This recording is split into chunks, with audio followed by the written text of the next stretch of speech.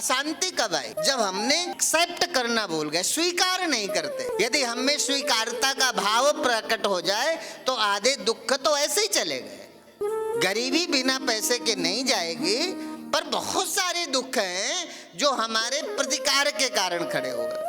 अब सुनाना प्रारंभ करते तब सुखदेव जी महाराज को लगा ये देवता लोग कितने चालाक हैं, कितने चतुर हैं कि इस भोले वाले से परीक्षित को अमृत घट दे करके और ये कथामृत का पान करना चाहते हैं। तब श्री सुखदेव जी महाराज ने कहा तुम पात्र नहीं हो इसके, तुम सभा मंडप से बाहर चले जाओ, ये अपना अमृत घट लेकर जाओ। क्योंकि आपको ये पता है ना, कहाँ कांच, कहाँ मणि, कहाँ अमृत घट, कहाँ ये भागवतामृत, ये सौदा किया है। मतलब इतनी कीमती चीज को कांच के मणि से कोई कांच का टुकड़ा विनिमय कर सकता है क्या?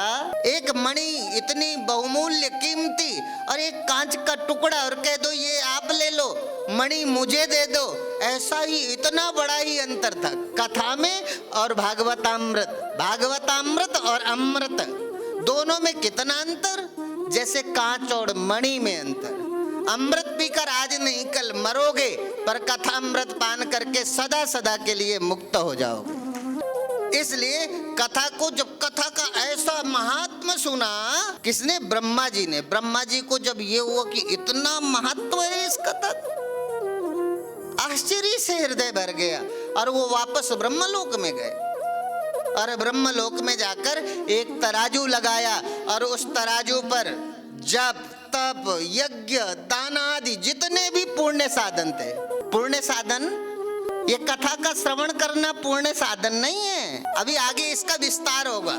पुण्य साधन जैसे दान करना, जप करना, यज्ञ करना, यज्ञ आदि बहुत से सारे साधन हैं। जब कोई आचार्य आदि जोड़ता है तो उस समय के बचाने के लिए बहुत सारी चीजें यदि बताने चले और 50-100 चीजें गिनानी हो तो आधा घंटा इसी में चला जाए। आदि का मतलब इस तरह के पुण्य कार्य कौन से हैं? जैसे जप है, यज्ञ है, दान है, मंदिर का निर्माण है, ठीक है ना, तीर्थ गमन है, ये सब पुण्य के साधन है। ऐसे पूर्ण आदि के साधन सारे के सारे एक तराजू के पड़ले में रख दिया। फिर आई उस भागवत की बारी, ब्रह्मा जी ने भागवत लिया और दूसरे पड़ले में रखा तो सारे साधन ऊपर उड़ गए और भागवत वाला पड़ला नीचे जमीन पर रखा रहा, उठा नहीं। तब आश्चर्य हुआ कि इतना वेट, इतना वजन एक तरफ रखने पर भी भागवत नहीं हिली, भागवत को नहीं उठा सके। तब आश्चर्य से भरे सूत जी महाराज ने शौनकादि से कहा ऐसा है इस भागवत का महात्मा, जहाँ सारे भागवत का मतलब यदि श्रद्धा से सुन लो तो जीवन में दान नहीं किया तो भी चलेगा, जीवन में यदि तुमने कोई मंदिर नहीं बनवाया तो भी चलेगा, यदि आप गंगा स्नान नहीं किए तो भी चलेगा, यदि आपने कोई एक पूर्ण कार्य जीवन में नहीं किया तो भी आप इसी जीवन में भगवान को कैसे प्राप्त कर सकते हैं, उस भगवान के प्राप्त करने का जो सेतु है, और वो सेतु है श्रीमद् भागवत महापुराण। इस पर जो एक बार प्रवेश कर गया फिर उसे यमराज भी स्पर्श नहीं करते। एक बार उस भागवत की गहराई में जाने के लिए, और इतना ही नहीं, तब देवर्षि नारद ने बहुत प्रभावित हुए। कोई भी दूर से बैठ करके, हम जहाँ होते हैं सामने वाला कुछ बड़ा लगता है, जितने सुंदर हैं उससे सामने वाला अधिक सुंदर लगता है, जितने पैसे वाले हैं उससे कोई सामने वाला एक ही है। अकल में हम किसी से भी कम नहीं है, अकल अपनी धन दूसरे का सदैव ज्यादा लगता है, और जिन्हें न लगता वो बता दे। ऐसी कोई कथा ही नहीं है कि जो बाद में बताओगे, जो मरने के बाद समझ आएगी। कथा कोई ऐसी बात कभी करती नहीं जो मरने के बाद समझ आए। कथा तो जीते जी समझने की बात है, कथा को जीते जी समझो, और जो जीते जी नहीं समझे मरने के बाद कथा का कोई लाभ नहीं होगा, वो तो धुंधकारी हैं। धुंधकारी जैसा भगवान की अहेतु की कृपा थी, जो प्रेत योनि में भी उसे भागवत सुनने की इच्छा जागृत हुई, श्रद्धा से सुना, वो प्रेत नहीं रहा तो मुक्त हो गया, और जब से प्रेत मुक्त हो गया तो पितर पितरों के मुक्त करने के लिए सबने कथा करना चालू कर दी। लगने लगा सारे पितर जो भूत बने हैं वो मुक्त हो जाएंगे। उसके हम विरोधी नहीं है, पर मुक्ति का साधन केवल श्रवण है, केवल श्रवण। ऋषि नारद ने देखा मर्तलोक तो बड़ा सुंदर लोक, ये मर्तलोक से मतलब जीते जी या देह के रहते ही या देह के बाद यदि कोई विष्णु धाम को प्राप्त हुआ है तो मर्तलोक के प्राणी को ही अधिकार है नारायण के धाम में जाने का। ऐसी महिमा सुनी तब देवर्षि नारद को लगा कि मैं भी मर्तलोक में जाऊंगा। उस मृत्यु लोक में आए, बहुत आकर्षित थे, चूंकि दूर थे तो मृत्यु लोक दूर होने से आकर्षण बना तो चले आए। फिर जो दुर्दशा देखी, देखने के बाद जो देवर्षि नारद को ग्लानि हुई वो अद्भुत थी। देवर्षि नारद ने देखा, बोले हरि क्षेत्रम कुरुक्षेत्रम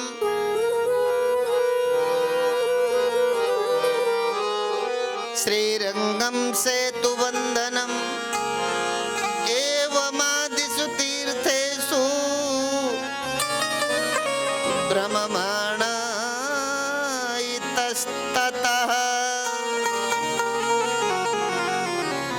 जब देवर्षि नारद आए तो सबसे पहले कहाँ गए? हरिद्वार चले गए, तीर्थ में आए तो सीधे संसार में नहीं आए, पहले इस मृत्यु लोक में जो प्रमुख तीर्थ थे हरि क्षेत्रम कुरुक्षेत्रम श्रीरंगम सेतु बंधनम। कहाँ गए नारद?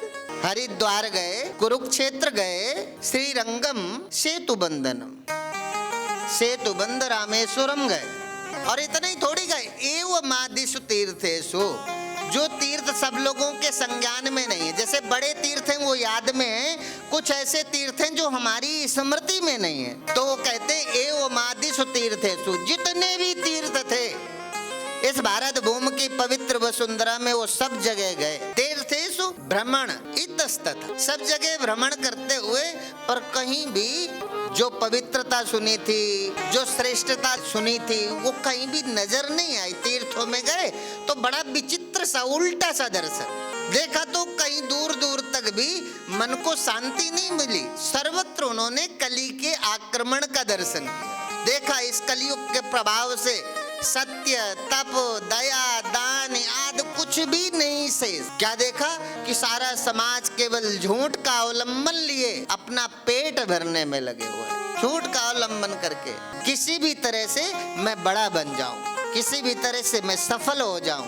झूठ के अवलंबन के साथ आगे बढ़ता हुआ। और इतना ही नहीं, जिस भगवान को प्राप्त करने के लिए मनुष्य रात दिन लगा है, ऐसे परमपिता परमात्मा जिस अपने माता पिता का आदर करते हैं, सुबह जगते हैं, प्रातः काल उठ के रघुनाथ मात पिता गुरु नाम है, जो माता पिता को सुबह उठते प्रणाम करते हैं, जिनके जीवन में माता पिता का इतना उच्च आदर्श है, जो माता पिता की कृपा से इसी जीवन में भगवान हो जाते हैं, ऐसा श्रेष्ठ आदर भाव भी गायब था। जब मैं गृहस्थियों के बीच गया तो बड़ी विचित्र सी स्थिति देखी। और वो कौन सी थी?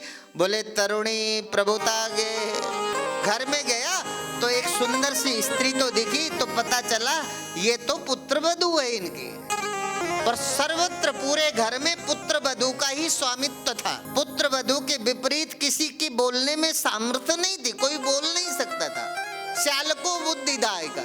और उसके आगे चले तो पता चला, पूछा ये कौन है, तो पता चला ये तो इनका साला है, अर्थात पुत्र वधू का भाई है, जो मंत्री के रूप में घर में सलाह देता है। घर में सबसे ज्यादा यदि किसी की चलती है तो तरुणी प्रभुता गे पुत्र वधू की चलती है। कोई बुद्धिमान व्यक्ति है तो कहते हैं वो पुत्र वधू का भाई है, उसकी चलती है, अर्थात साला सलाहकार बना हुआ है। ऐसा लगा जैसे कलिदावा नले नाद्य साधनाम भस्मताम गता।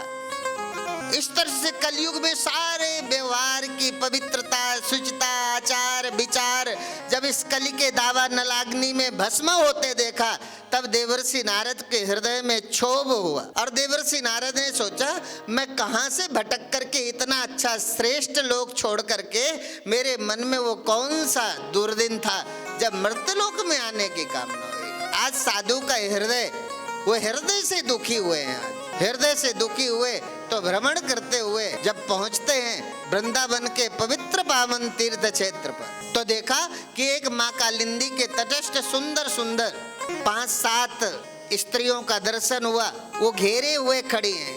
एक स्त्री बहुत सुंदर है जो बैठी हुई है, और बैठी हुई स्त्री के गोद में दो अचेत बालकों को पड़े हुए देखा। कौतुक बस देवर्षि नारद धीरे धीरे पास गए, समीप जाकर देखने की इच्छा हुई तो जाकर देखा ये है कौन।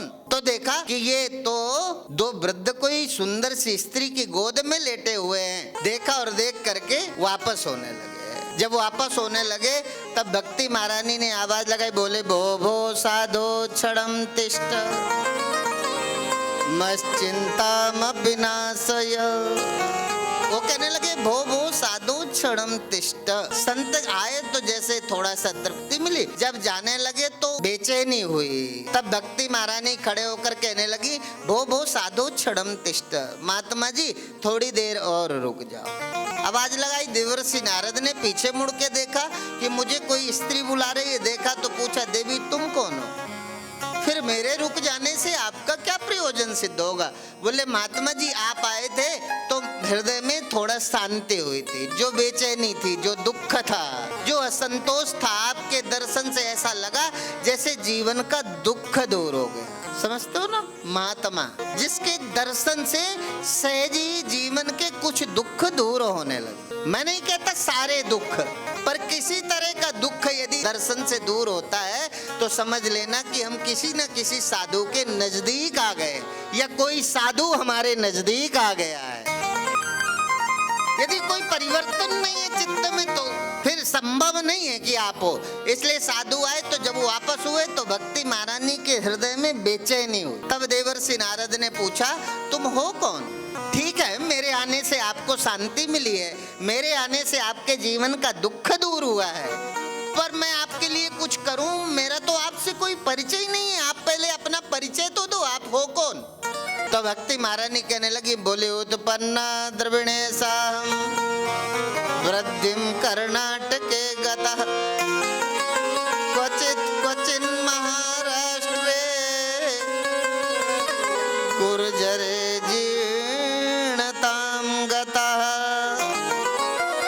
वो कहने लगी अपना परिचय देना प्रारंभ किया। वो बड़ा अद्भुत था। भक्ति महारानी कहती हैं उत्पन्ने द्रविणेशाहं, पहले तुम ये जान लो आपको भ्रम न है। उन्होंने कहा ये जो दो मेरी गोद में लेटे हुए हैं ना, ये कोई और नहीं है, ये मेरे पुत्र हैं। ये जो सुंदर सुंदर सी स्त्रियां आपको खड़ी दिख रही हैं, ये तो मेरे कारण करुणावशी मेरे सहयोग में खड़ी हैं, मुझ दुखियारी के साथ देते हैं। ये गंगा आदि नदियां हैं जो सगुण साकार रूप धारण करके मेरे सहयोग में खड़ी हैं। मुझे दुखी देखा तो ये मूर्त रूप धारण करके मेरे सहयोग में खड़ी हो गई। ये तो नदियां पवित्र नदियां हैं। इसलिए और मैं तब देवर्षि नारद ने बोला ऐसा क्यों हुआ आपके साथ, आप तो जवान हो, ऐसा पहले कभी नहीं देखा। सृष्टि के विस्तार में पहली बार ये घटना मैं देख रहा हूँ कि माँ जवान है और पुत्र बूढ़े हैं। ये कैसे हो सकता है देवी, सदैव पुत्र जवान होता है, माँ वृद्ध होती है। अभी कुछ समझ नहीं आया। तो उन्होंने सारी कथा बताई। बोले उत्पन्ने द्रविणेशाहं, मेरी जन्म स्थली द्रविण देश है, मैं दक्षिण में पैदा हुई, द्रविण में मेरा जन्म हुआ। और वहां से जब मैंने अपनी यात्रा प्रारंभ की वृद्धिम कर्नाटके गता, उस यात्रा काल में मैं कर्नाटक में आई और कर्नाटक में मैं जवान हो गई। मैं युवा हुई कर्नाटक में, पर क्वचित क्वचिन महाराष्ट्र। जब कर्नाटक की सीमा से पार होकर महाराष्ट्र में प्रवेश किया तो महाराष्ट्र में आते ही मैं वृद्ध हो गई। मैं वृद्ध हुई तब तक मेरे चित्त में असंतोष नहीं था, तब मेरे पुत्र जवान थे और मैं बूढ़ी थी। जैसा प्राकृतिक नियम है, जैसा आपने संसार का दर्शन किया, ठीक वैसे ही घटना घटी, उसमें मुझे कोई क्षोभ नहीं था। पर गुर्जरे जीर्णताम गत, गुजरात में आई तो मैं जीर्ण शीर्ण हो गई। जीर्ण शीर्ण हुई तो थोड़ा बेचैनी हुई और मैंने गुजरात का परित्याग करते हुए और वृंदावन में आ गए। बोले वृंदावनम पुनः प्राप्य नवीन स्वरूपणी जाता हम युति सम्यक प्रेष्ठ रूपा तु सांप्रतम। वृंदावन में आते ही मेरी वो जीर्ण शीर्ण अवस्था दूर हो गई। वृंदावन का ऐसा पावन पवित्र प्रभाव, मेरी खोई हुई युवा अवस्था मुझे वापस मिल गई। पर जो मेरे साथ घटना घटी उसके बाद मैं वृंदावन से बाहर नहीं जा पाई, और वो थी मेरे पुत्रों का वृद्ध हो जाना। मेरे पुत्र बूढ़े हो गए, मैं तो जवान हो गई पर मेरे पुत्र बूढ़े हो गए, और आज तक उन पुत्रों की अपने गोद में लिए हुए बैठे मैं ढूंढती रही इन आंखों से, कभी तो नारायण की दृष्टि आएगी और ये मेरे पुत्रों का खोया हुआ यौवन वापस आएगा। क्योंकि सर्वत्र संसार ने सदैव एक ही देखा, बोले घटते जरठा माता तरुणों तनयाविति। माता बूढ़ी संताने जवान होते सारे संसार ने देख। तब देवर्षि नारद ने संकल्प लिया और देवर्षि नारद से भक्ति महारानी कहने लगी कि इस राजा परीक्षित ने क्या सोचकर कली को जीवन दिया है, इस कली को खत्म क्यों नहीं कर दिया। ये कली के प्रभाव से उल्टा सीधा जो दर्शन हो रहा है, ये कलियुग खत्म हो जाता। तब देवर्षि नारद ने कहा, माँ ऐसी कोई बात नहीं। राजा परीक्षित ने कलयुग को इसलिए नहीं मारा कि कलयुग में एक कोई अच्छा गुण, हर किसी बुरे व्यक्ति में कोई एक अच्छा गुण होता है। सारा पूरा कोई बुरा व्यक्ति नहीं ढूंढ सकते आप। पूरा जैसे अच्छा ढूंढना मुश्किल है, ऐसे पूरा कोई बुरा नहीं होता। इसलिए जिसकी भी निंदा होती है वो जीवित होती है। जब तक जिंदा है तब तक निंदा है। जिंदा की निंदा, मरे की प्रशंसा। मर गए तो आप स्मृति में आ गए। मरने के बाद शायद कोई जितना अच्छा किसी को कहता होगा, जिंदा में कभी कल्पना नहीं कर सकते आप। मर गए तो सारी अच्छाइयां हैं, जिंदा में है तो निंदा है। इसलिए कलिकाल को राजा परीक्षित ने छोड़ा और उसका एक सारभूत गुण ले लिया, और वो गुण था कलव केशव कीर्तनात्। जो अन्य युगों में यत् फलम नास्ति तपसा ना योगेन समाधिना, जो अन्य युगों में समाधि लगाने से नहीं मिलता था, जो अन्य युगों में हजारों वर्षों तक जाप करने से नहीं मिलता था, तत्फलम लभते सम्यक, वह फल तो कलिकाल में केवल प्रेम से भगवत नाम स्मरण करते रहो, भगवान का प्रेम से याद कर लेना ही वो फल दे देगा, जो हजारों पुण्य कार्यों से नहीं मिलता था। ये कलयुग का एक अपना प्रभाव था। तब देवर्षि नारद ने कहा कि मैंने संकल्प लिया और आश्वासन दिया कि मैं आपके पुत्रों का खोया हुआ यौवन लाऊंगा। अब आपके जीवन में फिर कोई दुख नहीं होगा। आपके जीवन के दुख को दूर करने के लिए मैं वो सारे प्रयास करूंगा, आपका खोया हुआ, आपके पुत्रों की ये जवानी वापस आए, आप फिर से खुश हो। विप्रैर भागवती वार्ता गेहे गेहे जने जने। पर असर क्या हो गया? विप्रैर भागवती। कथा में कोई कमी नहीं है, करने वालों में कमी है। कथा में कोई कमी नहीं है। यही कथा है जो मृत्यु से परीक्षित को मुक्त करती है। पर कमी क्या हो गई? बोले कारिता कण लोभे न गेहे गेहे जने जन। कथा को इतना कॉस्टली बना दिया, कारिता कण लोभे न। ये हम नहीं किसी ब्राह्मण की निंदा करते, हम नहीं किसी व्यास की निंदा करते, हमें किसी की निंदा या स्तुति से लेना देना नहीं है। पर जो व्यास जी महाराज कहते हैं वो तो बताना ही पड़ेगा। व्यास जी महाराज क्या कहते हैं? बोले विप्रैर भागवती वार्ता गेहे गेहे जने जने, कारिता कण लोभे ना कथा सारस्त तो कथा। यदि कथा आज सारहीन लगने लगी है, उसका कारण क्या है? बोले कण लोभे ना, थोड़े थोड़े लाभ के लिए बिना बुलाए भी जाकर कथा करने की जो आदत सी हो गई है। जो कहते फिरते महाराज हमारी कथा करा। हमने तो एक संकल्प ही लिया कि जीवन में कभी ये कही नहीं कि हमारी कथा करा लो। कोई कथा करा ले तो कथा कर देंगे, पर कोई हमारी कथा करा ले ये अपन को कहने की जरूरत है। तो कहते हैं इस कारण से कथा का जो प्रभाव था, जो कथा की विशेषता थी, और कथा में जो एक दोष आया, वो भी दोष टेलीविजन के माध्यम से घर बैठे जो कथा सुनने को मिलने लगी ना बिना परिश्रम के, वो भी हमें उसका सार घट गया। पहले क्या होता था, कहीं कथा होती थी तो क्षेत्र भर के लोग जाकर के सुनते थे। क्षेत्र भर के लोग सुनते थे तो उसकी विद्वता होती थी। जब कोई कथा करता था तब बड़े बड़े पंडित भी होते थे, संस्कृत के जानने वाले भी होते थे, और सारे लोग कथा में इकट्ठे होते थे। तो करने वाला भी वही कथा व्यासपीठ पर बैठता था जिसका विषय पर अधिकार होता था। वो डरता था बैठेंगे तो पता नहीं, यदि कोई कमी रही तो कोई ना कोई टोक देगा। टोकने के वैसे कथा सीमित। अब चूंकि कथा अपने अपने भक्तों के बीच करना है, वो श्रद्धा से सुनते हैं, टेलीविजन के माध्यम से, वो सब जगह। इसलिए कथा का सार भी क्यों नष्ट हो गया? बोले कथा का सार इसलिए नष्ट हो गया कि वो सुखदेव के द्वारा नहीं सुनाई जाती। सुखदेव, सुखदेव का मतलब जिसके सुनने के बाद सुख मिले, जिसकी कथा सुनने के बाद जीवन में सुख का प्रादुर्भाव हो, दुख सदा सदा के लिए चला जाए। समझ लो हमने सुखदेव से कथा सुनी, नहीं तो सुख माने। इस कथा को सुनाते तब देवर्षि नारद ने कहा, वृथा खेदे से वाले अहो चिंता तुरा कथा, श्री कृष्ण चरणाम्भोजम स्मर दुखम गमिष्यति। आश्वासन दिया कि तुम चिंता मत करो। अब यह देवर्षि नारद आपको वचन देता है कि आपके जीवन में ये जो अकारण दुख जो प्रकट हुआ है, इस दुख को मैं जरूर आपके जीवन से शमन करूंगा। ये दुख से आपको मुक्त करके आपके पुत्रों का खोया हुआ यौवन आपको देकर जाऊंगा। और इतना कहते ही श्री सूत जी महाराज ने सौनकादि ऋषियों को कहा, इतना ही नहीं कहा, अब देवर्षि नारद लग गए भक्ति महारानी के उन पुत्रों को खोया हुआ यौवन कैसे दे। तो बोले, ज्ञानम प्रबुद्धताम शीघ्रम रे वैराग्य प्रबुद्धताम। जोर से कान में लगे और आवाज लगाई और करने लगे वेद ध्वनि, वेद वेदांत घोषश्च गीता पाठेर मुर्मु। गीता का पाठ करने लगे उच्च स्वर में, वेदांत का, वेदों के ऋचाओं का पाठ करने लगे। वेद वेदांत घोषश्च गीता पाठेर मुर्मु। पर प्रभाव क्या हुआ? बोले वेद की ऋचाओं के प्रभाव से थोड़ी देर के लिए उनमें चेतनता आई, फिर वो जड़ हो गए।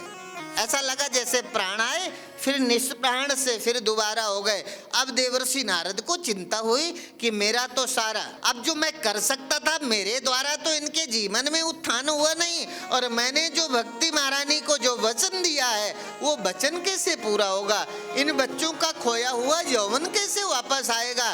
तो विचार करने लगे और विचार करते हुए श्रमित हुए। जब भगवान का स्तवन किया, भगवान के स्तवन से जो आकाशवाणी हुई वो अद्भुत थी, और वो आकाशवाणी हुई कि देवर्षि नारद तुम सत्कर्म करो। क्या आकाशवाणी हुई? सत्कर्म करो कि शुभ कर्म करो? शुभ कर्म नहीं, उन्होंने कहा तुम सत्कर्म करो। अब देवर्षि नारद चिंतन करने लगे सत्कर्म और शुभ कर्म, तो चल पड़े और चले तो बद्री वन की ओर पहुंचे। तो वहाँ उनका जो भेंट हुई वो सनकादि ऋषियों के साथ उनका मिलना हुआ, और वो देवर्षि नारद को अव्याहत गति में विचरने वाले, प्रसन्न मुद्रा में श्रीमन्नारायण करते हमेशा घूमने वाले देवर्षि नारद को जब आज परेशान देखा, जब देवर्षि नारद का मुख मलिन देखा, तो सनकादि ऋषियों ने पूछा, महात्मा जी आपको क्या दुख है? आप कहाँ से आ रहे हो? ऐसे आप परेशान से क्यों लगते? बोले, कुछ ना पूछो महात्मन, मैं तो मृत्यु लोक को श्रेष्ठ समझ करके देखने आया। फिर मैं तीर्थों में गया, सारी जगह घूमते घूमते जब वृंदावन आया और माँ कालिंदी के पावन तट में मैं कौतुक बस एक जगह गया और देखा तो वो भक्ति महारानी, जब उसका परिचय लिया, उसके दो बालक आज भी वृद्धावस्था में लेटे हुए हैं उसकी गोद पर। उस माँ का दुख मेरे से देखा नहीं गया। जिससे किसी दूसरे का दुख ना देखा जाए, समझ लो साधु है। जो लाल कपड़े पहन ले वो साधु है, जिसके थोड़ा बाल बड़े हों वो साधु है। क्या समझ? तो जो घर छोड़ गए हैं वो साधु हैं। तो साधु कौन? बोले, आज भक्ति महारानी दुखी हैं, इसलिए देवर्षि नारद दुख। देवर्षि नारद के जीवन में अपना कोई दुख नहीं है। एक माँ अपने पुत्रों का असमय पर वृद्धत्व देख करके, बुढ़ापा देख करके, एक माँ का हृदय दुख से भरा हुआ है। तब संत को लगा कैसे इसके जीवन का दुख दूर हो। इस उदारता का नाम साधु है, इस सोचने के ढंग का नाम साधु है। इसलिए काम न छोड़ो, काम न छोड़ो, न घर छोड़ो, न हरि भूलो, कर्म करो जिंदगानी में। ऐसे रहो इस जगत में जैसे कमल रहता है पानी में। कुछ ज्यादा जरूरी थोड़ी है कि घर छोड़ोगे तो साधु हो जाओगे, वस्त्र बदलोगे तो साधु हो जाओगे। साधु ही बनना तो है। साधु बनने के लिए किसी ड्रेस विशेष की जरूरत नहीं है। पर कोई एक अच्छा साधु था प्रारंभ में, जो इस ड्रेस में जो जिया, इस ड्रेस में जिसने साधु के रूप में एक अच्छा श्रेष्ठ जीवन जिया, तब से हमारा ये चल गया कि इस ड्रेस का नाम साधु है, यूनिफॉर्म है। पर यूनिफॉर्म के अंदर कभी कोई बेईमान नहीं होता, ऐसी कल्पना करना बुद्धूपना है। कोई पुलिस की वर्दी पहने हैं, कोई साधु की वर्दी में है, पर सारी वर्दी के अंदर ईमानदार होना।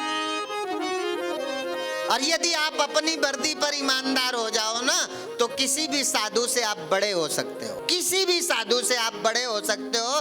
पर जिस दिन आप अपने गृहस्थ जीवन के प्रति ईमानदार हो जाओ, 100% गृहस्थ होना मतलब धरती में भगवान का होना है। यदि 100% आप सदगृहस्थ हो जाएं, जैसा गृहस्थ के लक्षण किए हैं आचार्य ने, यदि वैसे गृहस्थ हो गए तो इसी जीवन में आप नर नहीं नारायण हो जाओ। खेल है, साधु बनना खेल है, गृहस्थ बनना खेल है। बन गए हैं, बहुतों से अच्छे हैं, पर अभी वो नहीं है जो आचार्य ने कहा है। इसलिए आज देवर्षि नारद ने दुखी होकर सनकादि ऋषियों से प्रश्न किया। बोले महात्मा जी, मैंने वेद वेदांत घोषश्च गीता पाठर मुहुर्मुहुः, मैंने वेद वेदांत के उद्घोष के बाद भी उनमें एक लंबे समय के लिए चेतनता नहीं ला सका। थोड़ी देर के लिए तो वो चेतन हुए, पर देखते ही देखते मेरी आंखों के सामने ही वो